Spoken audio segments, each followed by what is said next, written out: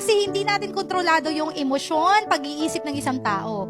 Yung ibang tao, kapamilya natin, kapatid natin, kapitbahay natin, kung may iisipin man silang hindi maganda sa atin, wala na tayong magagawa doon. Alam nga naman, dukutin natin yung isip nila, kalimutan.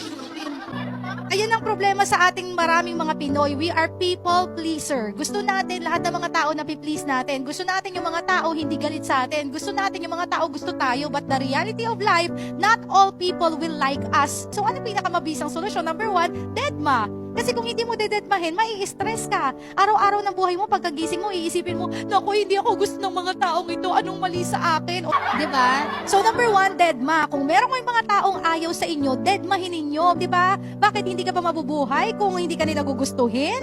Hindi mo ka bang pwede maging masaya kapag hindi ka nila ginusto? Diba? So our happiness should not rely on people liking us. Our happiness should rely on us liking ourselves.